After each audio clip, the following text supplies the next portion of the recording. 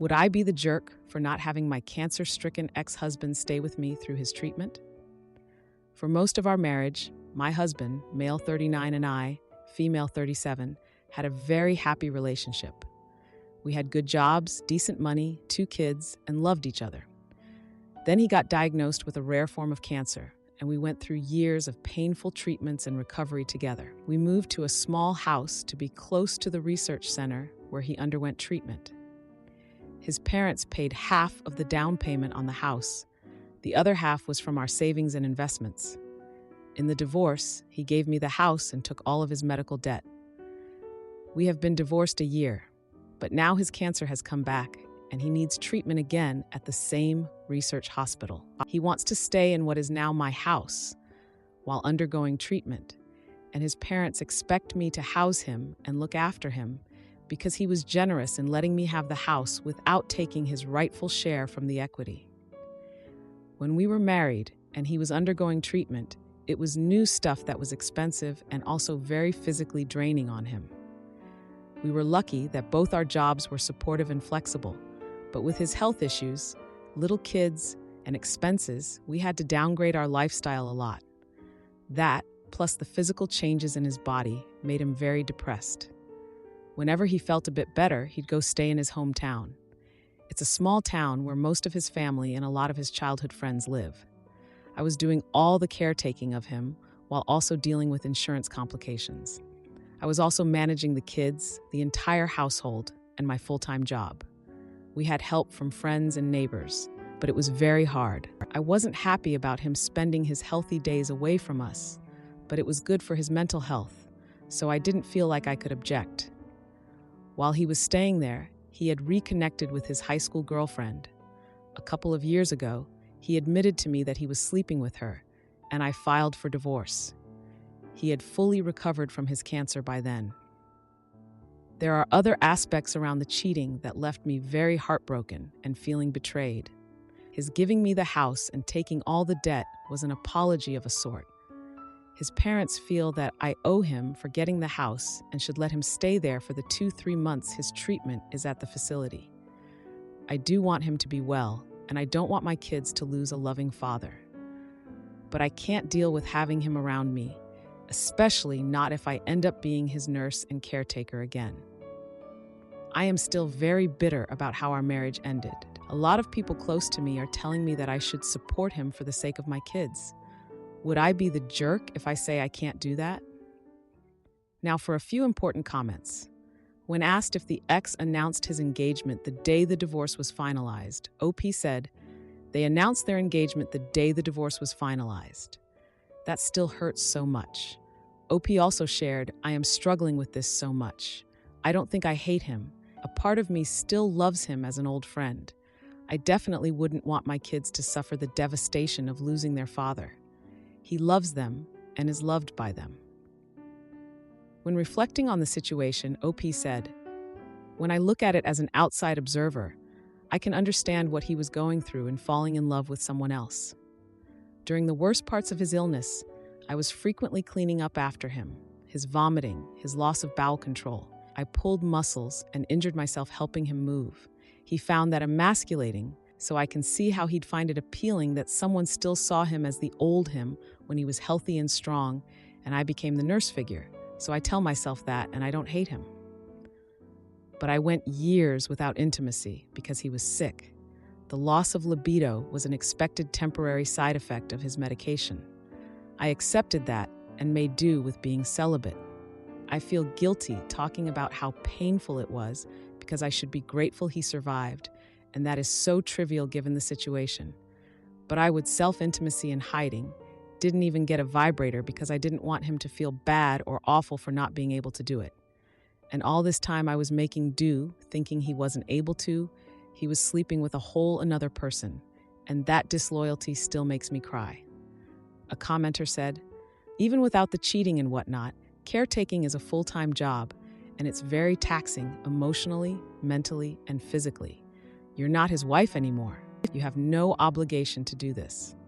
OP replied, "The last time I did it out of love, I can just not do it now. It was very difficult. The big upside to me in getting divorced was not having to deal with that anymore. As difficult as it is to take care of a sick person, dealing with the insurance bureaucracy, and keeping track of all the medical contacts and treatment details is a pretty big logistical nightmare. Another commenter suggested, maybe for the sake of his children, you could allow him to stay there, but he or his parents pay for a nurse or aide to care for him.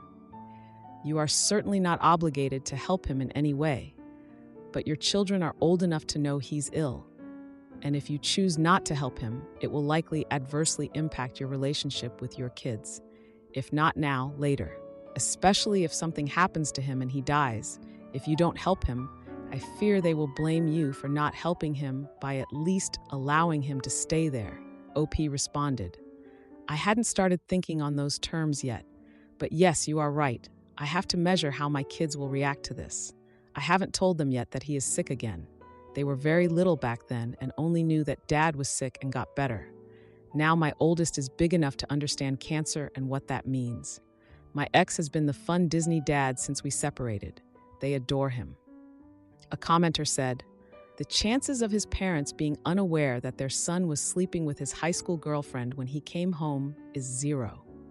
OP replied, oh, they knew and supported him. They were always good to me. So it wasn't like they wanted to break up my marriage, but they were in whatever makes him happy because he survived cancer. I think he received some side-eye for this from people who knew what we went through. And my ex-in-laws did damage control by making overly gushing social media posts about how the girlfriend always looked out for him and made him laugh when they were kids and did it again when he was going through a hard time, as if her comedy skills are what cured his cancer.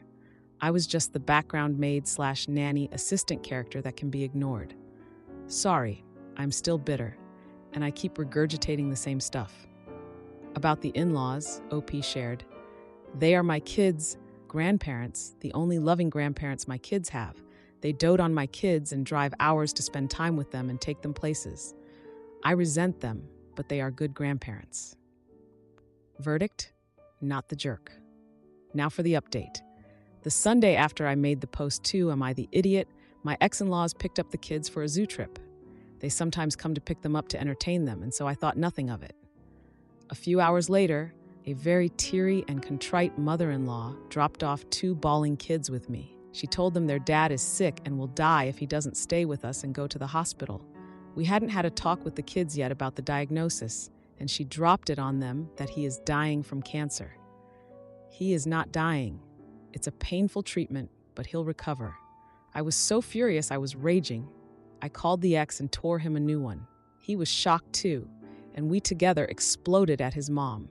She broke down and cried, begging me to not take away her grandkids from her, as if I'd trust her after this. Ex and I together talked to the kids, him on video, and assured them that yes, he is sick, but he'll be fine. He just needs to go to the hospital, and they'll make him better like the last time he was sick. The kids settled after that, but my oldest has been at me crying and begging to make Dad come live with us. I promised them I'd talk to Dad and figure out what's the best thing to do. I swallowed a lot of bile to talk to him about why he was doing this. We had a pretty long and detailed discussion. The bottom line is that he's broke. He still has a decent job, but his credit is ruined. He has a lot of debt, and he stupidly got the cheapest insurance that barely covers anything. Fiancée is no help either. She's worse off financially. So he needs a place to stay. He can't afford this otherwise. His parents are funding some of his medical payments and are already stretched. He was financially all right when we broke up, so I have no idea what happened in such a short time. Anyway, X and his GF moved into my daughter's room. My daughter happily gave it up to her dad and is sharing her little brother's room. Both kids are over the moon happy to have their dad in their home. My daughter keeps checking on him every few minutes to make sure he's still okay. Mother-in-law traumatized my kid. I'll never forgive that woman for this. I let the GF move in with him because I was too angry to care about who came to look after him as long as it wasn't me. I didn't know how I could bear having her in my home, but it appears to be more misery for her than me, and that strangely makes it more tolerable for me. She is teary-eyed and crying all the time. It's only been 3 days, but I am so annoyed I want to shake her and tell her to pull it together. The current treatment plan is for 3 months. I am counting down the days. I am thankful for the many people who gave me great advice on my last post. I wasn't expecting things to go this way, but they played me by manipulating my kids. I'll slowly pull myself and the kids away and move, but for now, I've to deal with this for my kids' sake. I was trying to make this update more than a week ago. So to add to that, X's treatment is coming along nicely. The tumors that grew again are much smaller than before, and the new stuff that they are giving him is more directed too, so he's not having as many bad symptoms as he had last time. I had promised myself I would do nothing to help, and I stayed away from both X and his fiancée. But I did end up helping him deal with insurance. His fiancée has the personality of a wet noodle and cries all the time. It was easier for me to do it than deal with her struggling. X is polite enough to me, but his personality has changed. He is a different person and not very nice towards his fiancée. I didn't expect to, but I feel sorry for her. Now for a few important comments. Commenter encourages OP to open up a can of petty and gives a list of suggestions. Ask if the GF can look after the kids for a day. Your ex doesn't have treatment. Then go out on a date looking $1,000,000. If you don't date, they don't need to know that. Just go out with girlfriends. If you do date, don't come home that night. OP replied, I've done number 3 2 times already. I haven't dated yet since the divorce. I want to, but online dating scares me, and my social life revolves around my kids. I am pretending to have plans just so I am dressed and out and feel good about myself.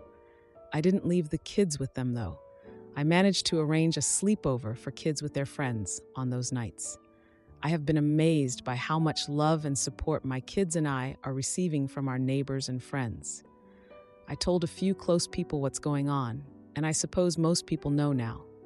I have received a lot of offers for help. People can be kind. We got invited to a camping trip on Easter weekend, and I am taking kids to that. XMIL was making noises about having kids over, and I've shut that down. Then another commenter said, You are a saint, replied. Not a saint. No, I am just trying to protect my kids and my sanity. I am keeping myself very busy and staying on task. I am working hard to avoid thinking things because that way is misery. This is very petty of me, but I have to admit that seeing they are not doing well has been somewhat mollifying for me, emotionally. Another commenter suggested, might be worth looking into dating events that companies run, might be a smoother way into the reintroduction to the dating world when you're ready than dating sites. I haven't done online dating, but a friend of mine just married her husband who she met at a dating baking class. Have a look at what's in your area. OP replied, I need to look into dating events. I didn't know this was a thing. I need a detailed guide on how to do these things now. About selling the house. OP said, I have started looking into selling and am researching places to move to, but it is so very difficult. I don't have the budget to put the house on the market while I live elsewhere, especially if it takes longer than 2 months to sell. I also don't feel secure opening the house for showings while my kids and I live here. The other issue is that I don't have close family I can rely on. And here in this neighborhood, I had built up an awesome support system between neighbors and friends. Giving that up and starting somewhere new with 2 little kids in tow is daunting. I am trying to evaluate which option is the bigger con. A commenter suggested, is an alternative sitting down with your husband and kids to explain, this is a one-time offer. After these 3 months are up, they need to start saving and planning for any future care. OP replied, talked to my ex about it before he moved here. He agreed never again. With my daughter, though, I am going to wait to have that conversation when she's not so freaked out about her dad's mortality. Now for the 2-month update. My ex and his fiancée moved out today. His treatments went very well this time around. He had to deal with general weakness and nausea, but no vomiting and voiding like the previous time. It's amazing how much medicine improves and changes. He'll need monthly shots for a while, and I agreed to house him for a weekend next month. But after that, he's on his own. The stay went well. We had no drama, really. I kept myself busy and kids, and I traveled a lot. They both managed the rest of the stuff all right, and things worked out. My kids are happy and back to their normal stuff. I had a talk with my daughter about how grandma exaggerated things to get her way, and that is not okay, and she understood. She has shown no interest in visiting her grandparents, and I am happy about that. The last week of his stay, his fiancée went back to their town to take care of some stuff since he was doing pretty well on his own. He and I had a few long, detailed conversations. They were cathartic in some ways and saddening and maddening in others. I think I got some closure. At least I am not feeling the bitterness the way I used to. I may make another post about what he told me, his reasoning and justifications. On another positive note, all that dressing up and going out I've been doing has worked out for me. I met someone. We've been on 2 dates and it's going great so far. This is my first time dating since the divorce, so I am keeping my expectations muted. But still, it is very exciting and fun. I tried writing about our conversations, but the process of thinking about it and analyzing it is very depressing. When we had the talk, I felt much better than I do looking back at it now. Then my new date invited me on a trip during the Memorial Day weekend. One of my close neighbor friends encouraged me to go while she watched my kids. I was pretty excited about this vacation, my first adult-only vacation in over a decade. I didn't want my overthinking about my ex to make me depressed during the trip, so I put that on hold. The trip went well, and I am pretty optimistic about this new relationship. Sorry to you guys for taking so long with this, but now that I feel happier, I can have a more grounded take on my ex's views. To start with, he was again very apologetic about what he put me through, and that I deserved better from him. When he was going through his cancer treatment while we were married, I was extra careful with his feelings and being calm and patient with him. That had become so much of a habit that even when he told me about his affair, I still treated him with kid gloves. I was firm about wanting a divorce and refused to consider his insistence on working it out, but I swallowed my anger and didn't go off at him. But this time, I got to properly express my hurt and anger at him, and that was very, very cathartic. He took it okay for the most part, but also was stung by it and got defensive. He told me in some detail about how he and his girlfriend got together. She was his high school girlfriend. She came from an hurtful background, and in high school, he had helped her and did a lot to encourage her to move out of that situation. When he moved away to go to university and she stayed in their small town, the long-distance thing dissolved their relationship. He wanted a more big city life, and a few years after college, he met me. When he was visiting his parents' home more while recovering, he reconnected with her. At that time, she was struggling to leave an hurtful relationship. It again was like their high school days, where she was in trouble and he was the knight in shining armor. I suppose that can be very attractive to someone who's been facing weakness and their own mortality. When he was home, I was waiting on him, hand and foot. I didn't even know that he could have enough energy to do all the legwork for this other woman and was spending quite a bit to help her. That's where his currently being broke comes from. She was in financial trouble, and he solved all her problems. He is quite proud of how much he helped her, and doesn't agree with me that he took something away from me in making me work for him while he put his energy away from our family. I don't want to say that I don't support helping someone escape abuse, but I can't help feeling exploited.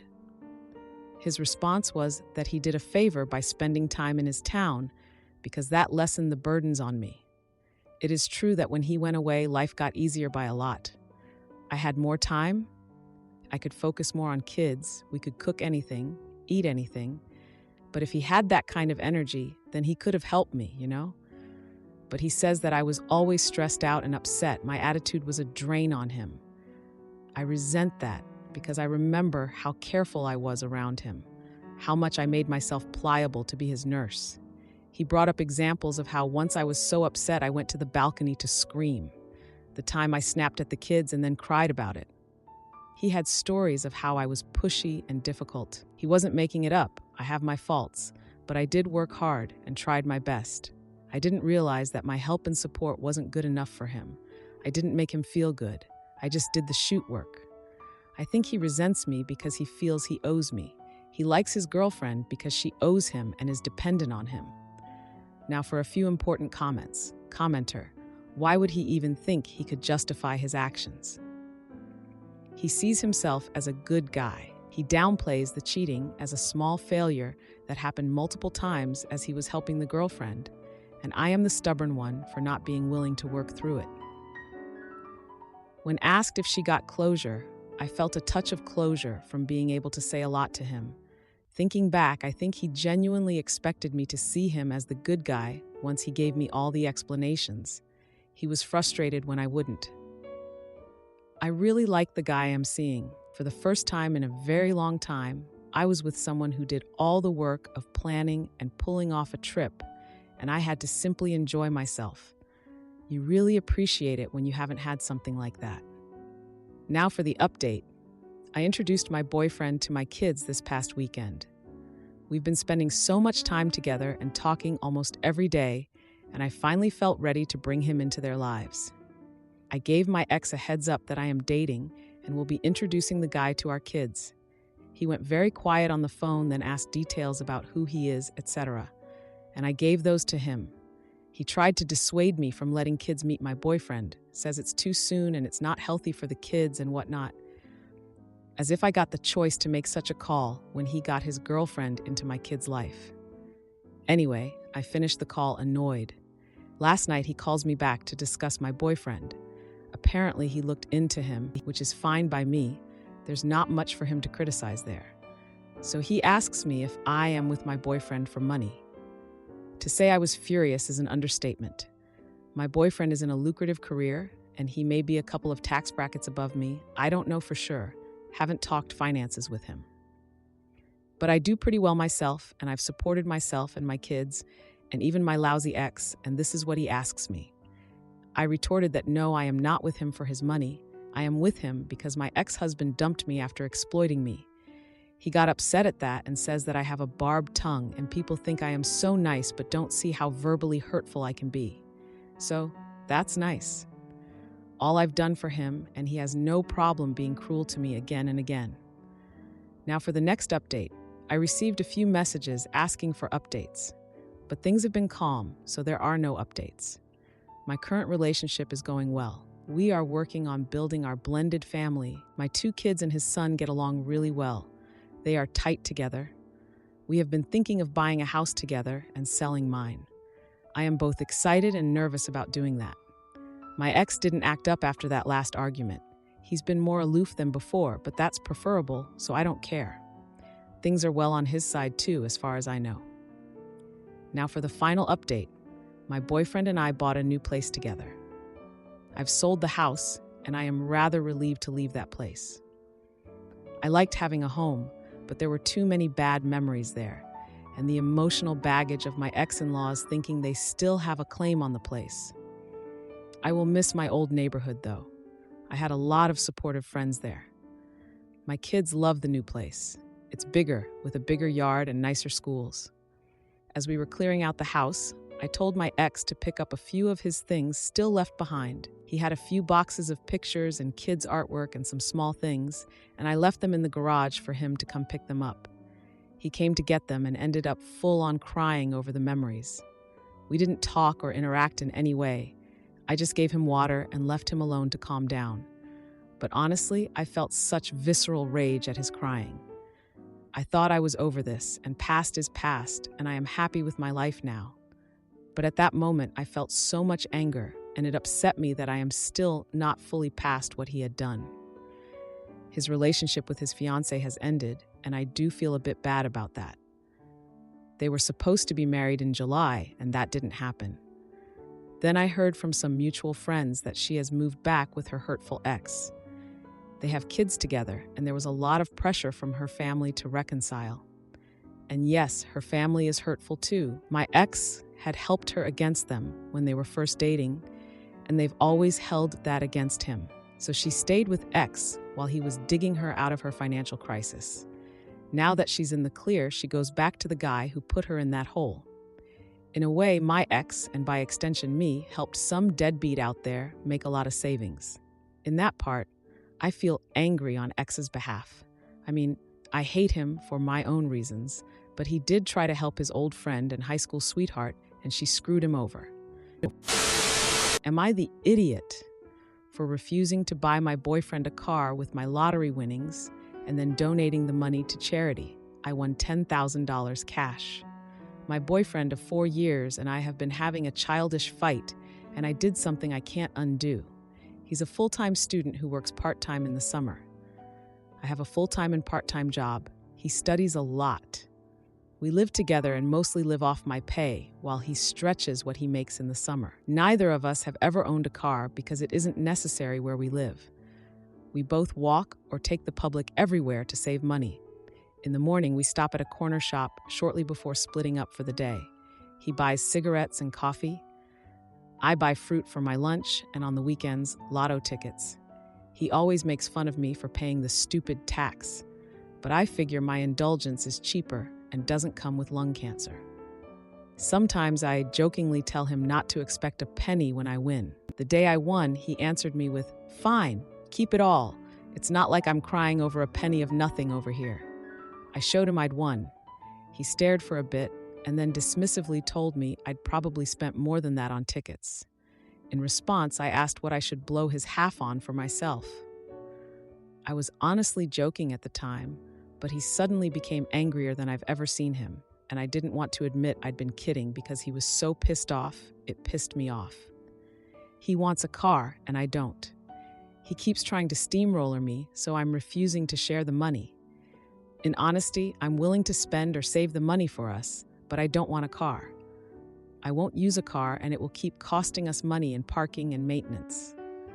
After weeks of him sulking and lecturing me about his entitlement to the money, he took me to a car lot and tried to embarrass me into going along with him in front of a salesman. I threw a tantrum after we left without buying anything, and I went to my mom's and paid our rent up to the end of the year and donated the rest to charity. He doesn't know. I fricked up and don't know how to come clean. I haven't told my boyfriend I spent the money I won because I was upset he was being a weenie. He's already angry at me. What do I do? Now for a few important comments. I fricked up and don't know how to come clean. I don't think you fricked up at all. Me neither. You spent your money buying the tickets. It's technically your winning money. It's not like you're married. That'd be a little different. He's just mad that he didn't support your buying the tickets in the first place, so now he looks entitled. I think you spent the money very wisely. Plus, now he doesn't have to worry about rent. He better not complain. Agree. The only way this would be a fuck-up is if OP has a tax bill coming due to the winning with no funds anymore to pay it. No, I rounded down to $10,000 because I was counting after tax and a celebratory dinner. All in all, OP, you sound like a very level-headed person. Your boyfriend, on the other hand, sounds like a huge jerk. Why are you with someone who treats you like that? You paid up rent for both of you, or just yourself? It's my place from before dating him. I never ask him for rent because it cost me the same either way. Just to be clear, he's living rent-free, and you share finances, meaning you pay for everything unless his part-time job gives him enough hours, and he's demanding more money from you. I think you should seriously consider everyone's responses. Your boyfriend does not sound like he's respectful or appreciative of the effort you put into your relationship. That said, do you mean that your dad gave you money when you turned 18 so you could get yourself out of an hurtful situation if you had to? Because that's the first I've heard of a parent doing that. But it's seriously an awesome idea. I know a few women who keep savings specifically because they want to have insurance in case of a bad situation, but never a parent initiating that sort of savings. If I ever have children, I'm totally stealing that idea. Yeah, my dad sat me down and gave me the grown-up talk about verbal and physical abuse and consent. How to recognize it, what to do, how not to be hurtful. Then he gave me the money and explained how to use it. He did this for all his kids, boy or girl. Now for the 3-month update. Long story short, a couple months before I won, my boyfriend had secretly dropped out of school to join a Christian rock band. He's not Christian, and bartend to cover his new coke habit, which explains so much. He took me winning as a sign They were about to make it and should go on tour. That's why he wanted the car so damn much. Obviously, we had a huge fight. I sacrificed a lot because he told me he'd never be happy without that degree, and he threw it away to play rock star while I ground myself down at dead-end jobs. I told him I agreed to support him through one dream, and if he was done with it, I was going after my dreams now. He made all kinds of promises to me about how he'll take care of me when he gets famous, but I told him the only promises I cared about were the ones he made when I agreed to help him through school. He broke up with me until I come to your senses. As far as I'm concerned, that's already happened, so I had his brother pick up his stuff. He tried to cause problems about me illegally evicting him, but I reminded him I had some text conversations where he said, "Your apartment, your problem. And I don't live there anymore, so deal with it." I have no idea if that's legally enforceable, but neither does he. My lease is up in 3 months and I won't have to worry about it after that. It's been really rough accepting he's not the guy I fell in love with anymore, but the way he's been acting has made it a lot easier. I'm mostly angry. I sunk so much of my time and money and compromised my future for him. But I guess it's better I found out now instead of later. I got tested in case he cheated or was doing other drugs, and so far, so good. I'm also 9,000% sure my ex staged the 3 break-ins we had in our apartment after one of his friends told me. Around that time, my then BF was trying to sell my prescriptions and his laptop that I ended up replacing FFs that were supposedly stolen. I told the cops and his friend agreed to make a statement, but I dake what's happening with that yet.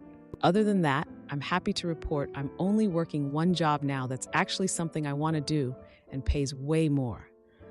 My apartment is much nicer without his junk, and now the toilet is never unflushed and the seat is always down, so I've got that going for me too. With all my free time, I've rescued a kitty and I'm learning to knit. I was planning on becoming an old cat lady, but I also went on my second first date ever. It was with another woman, which was kind of a surprise, but also somehow not.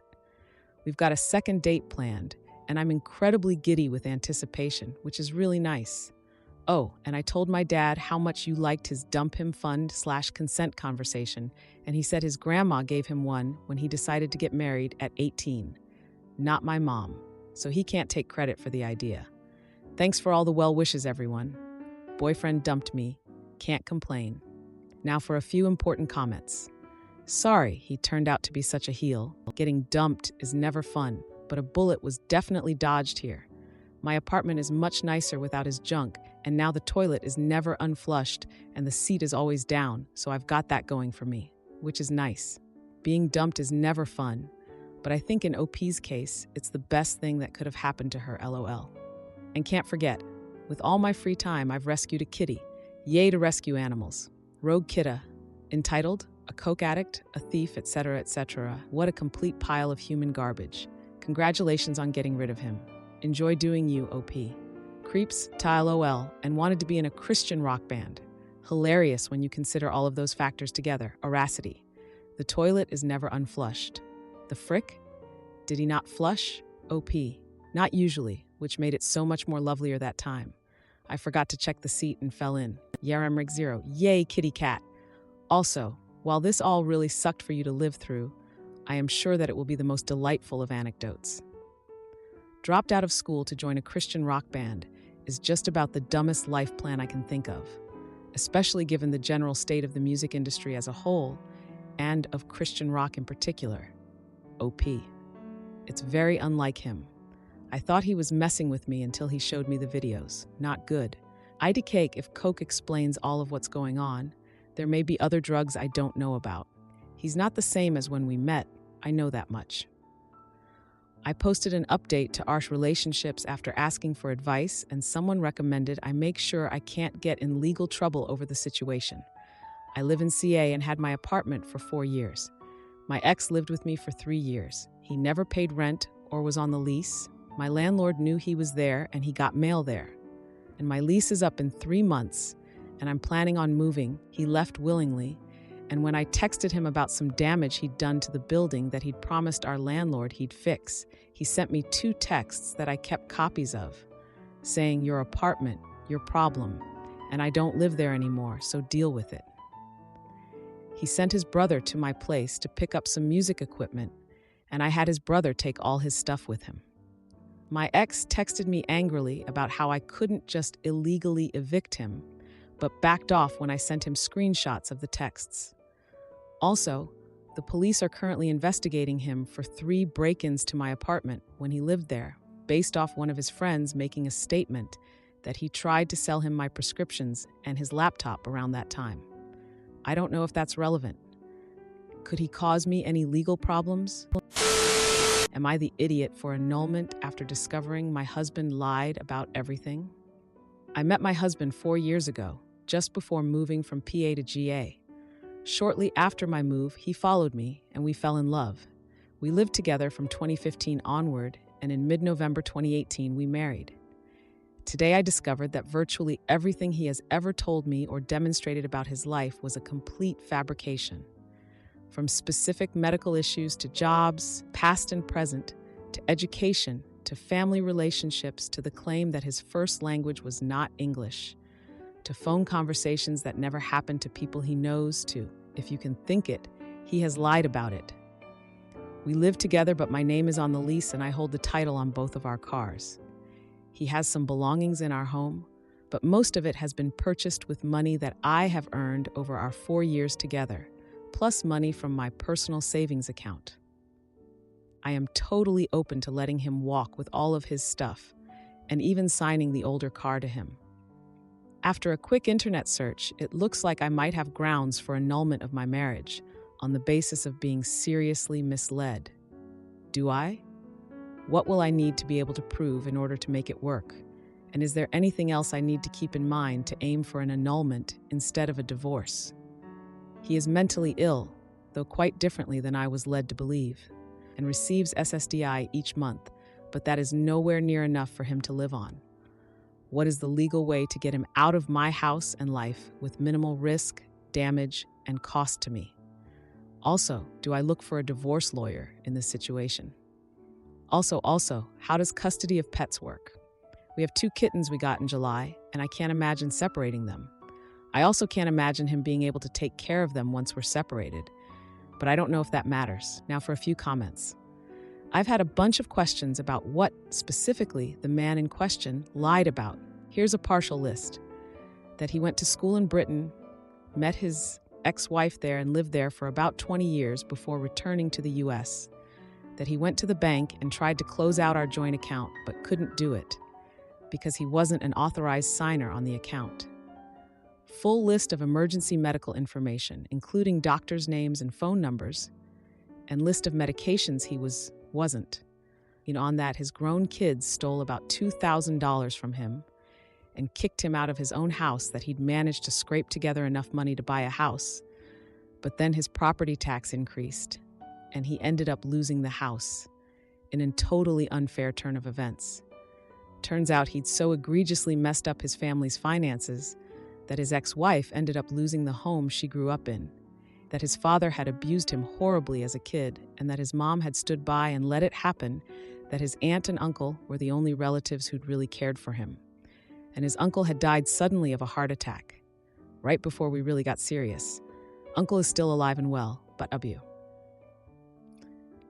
That he'd been in Berlin when the wall came down, that he was harassed at the grocery store by some random lady that didn't like the way he looked, that he grew up speaking Polish as a first language, that he walked and talked in his sleep in his first language Polish. As a side effect of the medication he wasn't on, that his dad was a woodworker and was making furniture for us, that his brother worked for DARPA, that his aunt was a nun, that a nurse at the hospital had told him some things about my dad's case that we needed to attend to, that he had a specific job with a host of people he worked with on a regular basis, and all the stories he told me on a nearly daily basis about those people, that his boss had bought him the fancy new watch he had on his wrist, that Mr. Park, the camera repair guy, did work on his cameras for free or at a discount, countless lies about money spent or refunds unavailable for all kinds of reasons, that his counselor had actually said exactly what I just said when they'd talked about it too.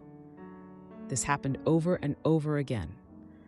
That he was bipolar and borderline schizophrenic, but well-controlled and committed to taking his meds, that he was feeling down. At a given time, that he'd posted a sign at work to collect donations for a cause I cared about, and now the only problem was finding a truck big enough to transport it all. This was the lie that led to the end. That he'd met the Queen, that he'd been commissioned to make artwork for Harry and Meghan, and a special concierge for the Queen had come for tea to pick it up, that he got shot at in this bad neighborhood this one time, that a candidate in a local election campaign had some specific and objectionable position, that he'd talked to so-and-so, and such had happened.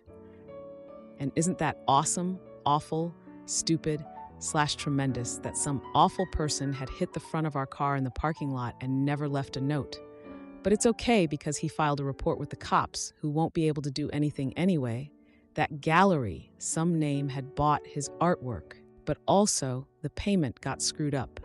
That his ex-wife had cheated on him continually, that he'd done some activity on any random day that he'd been asked to interview for a job at, that he'd messed up his knee and went to get it fixed, but his insurance didn't cover it, so he had to pull money out to pay for it, that he had medical insurance, that he'd been on the highway in Britain and his motorcycle broke down. On his way to get help, he was hit by a car, and that's how his leg got messed up. That he'd looked for places to live after I was moving out, but he couldn't find anything, and so he needed to stay with me to avoid homelessness, that he needed our cats to keep him in a good mental space. See above where mental illness lies. That he'd actually broken a rib in that car accident we'd just had, but don't worry, he'd be okay. That some FBI agents had interviewed him because Trump that he had dollars pending with some lawsuits in PA, but also who knows if when that will appear, because wouldn't you know it? But the entire law from had been busted for I forget what, that he'd divorced his wife many years before he met me, that he loved me. Now for the 1-year update. Edit. This post got more attention than I expected, and awards I didn't even know existed. Thanks, kind strangers. A few notes for the curious among you. For more specifics on things he lied about, there's a partial list for comprehensive evidence that cats make the internet go round. The best advice I can give for those stuck in an ill, hurtful or otherwise horrible relationship is this. 1. No matter what you think now, it will be better if you get out. 2. Find people who will give you the kind of advice you'd give someone if roles were reversed. Then do what they tell you that you should do. 3. When you're ready to process everything, find a therapist to help you through it. And 4, as well as you can, act in ways that will allow you to look yourself in the eye when it's over, because that will matter, and also it will help you in the long run. Now back to the original post. It's been a little bit over a year since I turned to this community as my life fell rather dramatically to pieces around me. My original post didn't get a ton of attention, but the replies I received helped me tremendously. And seeing where I am a year later may also provide some hope for those going through their own crisis. In particular, you helped me construct my initial list of immediate to-do items and put me on the right track to figure out how to extricate myself from the relationship. The day I first posted here was the day I found out that my then-husband had lied and fabricated most of what I knew about him.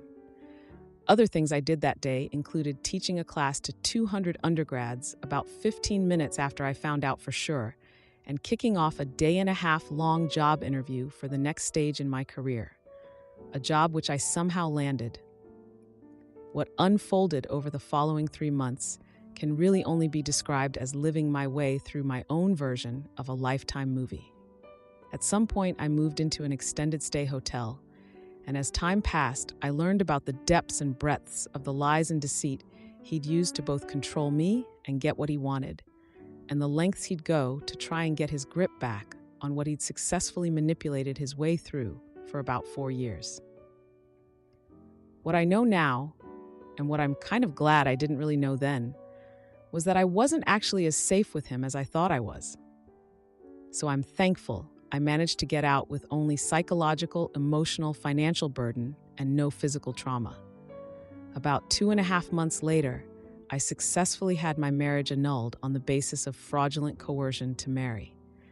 I ended up doing the necessary research and filing the paperwork myself, which was not an easy task, but was both cheaper and faster than it was going to be if I hired a lawyer.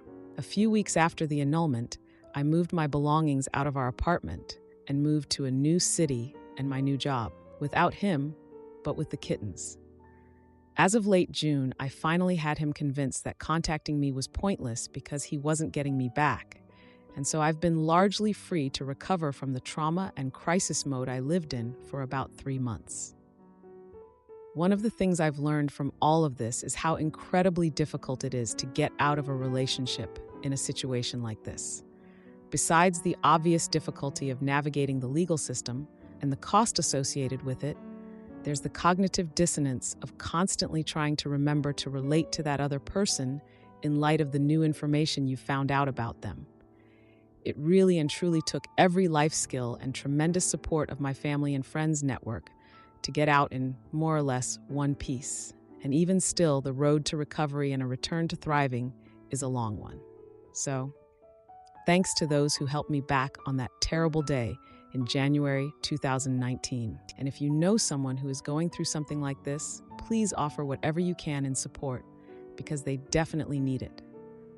Now for a few relevant comments. When asked how all the lies unraveled, OP said, "His lies and fabrications started before we met and were on a rather large scale. Ultimately, things fell apart because he made too many promises he couldn't keep. I had questions in the past, but had managed to move past them. This time, it was just too much, and I asked him for evidence. I felt absolutely terrible, but I wanted a picture of something, just to allay my fears. He provided the picture, but there was a small element that didn't quite fit. Again, feeling like a terrible person, I did a reverse image search and discovered it wasn't his picture. This led to more lies, as he quickly fabricated new layers to make the things I'd found out more palatable.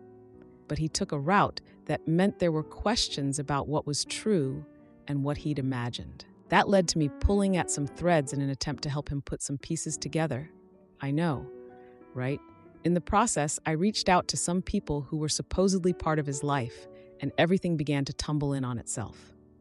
After a few days, I had a more complete story, and that was it. Except it took quite a while to consistently remember that he was not the person I thought he was.